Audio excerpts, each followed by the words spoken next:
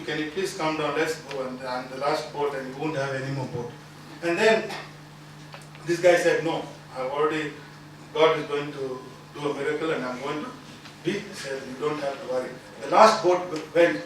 Then God spoke to him. God spoke to him and said, you fool, I've sent you several boats to pick you up, but you never got onto that boat. So antiviral drugs are the only life-saving boat. There is no doubt about that. There is no change about that. There is no booster or immune system or whatever you call them, whatever theory or philosophy you have. There's nothing. Antiviral drugs are the only lifesavers. They have been proven, they have been clinically tested. And see, it's not me to be bringing this message to the grassroots. It's people like you who have to bring out this kind of information. Anyway, I can go more on this, but we'll see. I'll talk in person if you need more on this, because I've interacted this topic with even pastors and even several other people, and I've had a lot of experiences with them. And condoms have holes. This is ridiculous. The size of the HIV virus is 100 nanometer. Okay? A latex condom, the intermolecular spacing is 40 nanometer. Virus cross the condom, the latex, it cannot. It simply cannot. Okay, I can't say there can be some mistakes in manufacturing. Okay, these things can happen, you know, in this world of probability. There can be so many probabilities. But I'm talking of an intact latex condom. Doesn't permeate the HIV virus. That's a fact. There's no doubt about that. The virus is much bigger than the intermolecular spacing of a latex condom. A couple, both of whom are HIV positive, can't have children, that is HIV negative. There are so many techniques which are called as sperm washing, in vitro fertilization, and there is also this using what is called as we just talked about the infected partner being on antiviral drugs, so that the viral load is very low, and then having a child, it's plain and simple. So, and if you are a male and circumcised, you can't get HIV. We've already talked about that. You can still get HIV through different routes, meaning the virus passing through the urethra and ruptures in the glands on the penis. Now, this is a topic which really requires a lot of attention and care, and we are talking of drug resistance.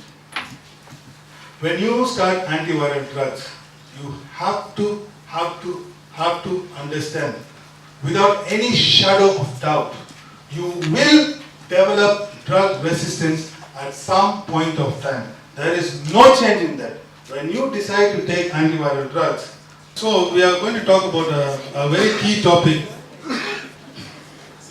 Like, you know, it's like we are being neglected. Like, you know, Africa has been neglected by funders or donors, whatever terminology you use, when it comes to drug resistance. So the moment you start antiviral therapy, take note of this. You will develop drug resistance at some point of time. This is what is called as selective drug pressure. This is what is theory of evolution. This is what will eventually happen at some point of time in your life. So what Charles Darwin said, I have already told you this, and I'll just repeat it a bit slower. And that is how mutations occur. It is not the strongest species that survives. Even if I'm very strong, I'm not going to survive. It's not the fittest of the species that will survive. It is only that species that can adapt to the change. HIV is a constantly mutating, multiplying, replicating kind of a virus. It makes so many errors, and drug resistance will evolve even in the presence of antiviral drugs. That is the key point. You will get resistance. Now, how do we know that this guy has got resistance? How do we know that this guy doesn't have resistance? So this is why, I don't know, I mean, this is a fervent appeal. If a person who is aged 20 can live up to 80 years in America, why can't that happen in Africa? Where is the problem? The problem is we need to sit down and get these people on board and start to implement drug resistance testing. As I said, I'm going to elaborate more on this. There are two types of drug resistance. One is called as acquired drug resistance, and the other one is transmitted drug resistance. For example, what is acquired drug resistance? For example, I'm HIV positive, and after some time, I'm starting my antiviral therapy, antiretroviral therapy. I stop my antiviral therapy, and then I start again. So the drugs which I was taking, for example, I was given a nucleoside reverse transcriptase and a non-nucleoside reverse transcriptase. Okay, nucleoside 2 and non-nucleoside 2. Say I'm just making a wild guess. This might not be the correct regimen. Say I'm given emtricitabine, and then I'm given zidovudine, and then I'm given nevirapine or efavirenz, for example. Efavirenz and nevirapine, they are non-nucleoside reverse transcriptase. So what happens is, if I develop resistance to efavirenz, I will also develop resistance to nevirapine, and I will develop resistance to the entire class of non-nucleoside reverse transcriptase. This is what is happening.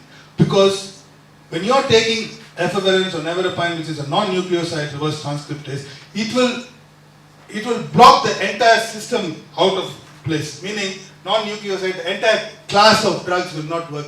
Mind you, we are just talking of two classes of drugs. Two from the nucleoside and one from the non-nucleoside.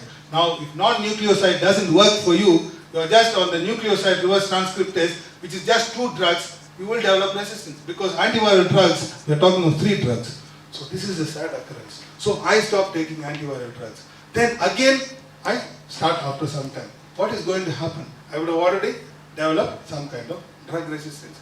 Now, how do I know that I have developed drug resistance, and what antiviral drugs are going to work for me? How am I going to know? The one and only way is what is called as a genotypic test and a phenotypic test. Some countries they use the genotypic, some countries use the phenotypic. So we need to know what type of resistant strain of the virus that you have got, which the genotypic test tells you. Accordingly, depending on the mutations that you have got, you are able to tailor make a antiviral therapy for that particular patient. Point number one. This is what we call it as acquired resistance. A more worse scenario is transmitted resistance.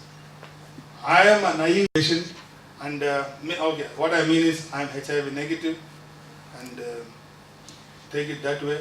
And then my partner is HIV positive and resistant to non-nucleoside, meaning efavirenz and nevirapine. Okay, the entire class is not working. I have never started antiviral drugs, but now I've got that transmitted resistance from my partner. I've never taken, but I am given nucleoside and non-nucleoside. The non-nucleoside will not work for me. What doesn't work for the partner will also not work for me. So this is the two kinds of resistance that is there. I am an innocent, okay, let me not use the word, I'm sorry for that. I'm a person, naive person, naive patient, let me put it that way. I'm a naive patient. I've never tried antiviral drugs before in my life. I'm taking the antiviral drug, and I'm already resistant to the virus. Resistant to the drugs. That is pathetic, isn't it? It's very sad. So, how are we going to do this? Literally, I've got no clue, but since we have taken up this issue of drug resistance, and I'm duty bound to also disseminate quality information to you. So one is acquired resistance and one is transmitted resistance. So if we don't take this issue seriously, what can happen is, without any glimmer of doubt or any doubt, premature death is what can evolve. If I take a person from America and compare from someone here, there they are going to do the resistance testing. Viral load testing is done every 6 months or 3 months or 4 months. But we need to take things forward and save people's life.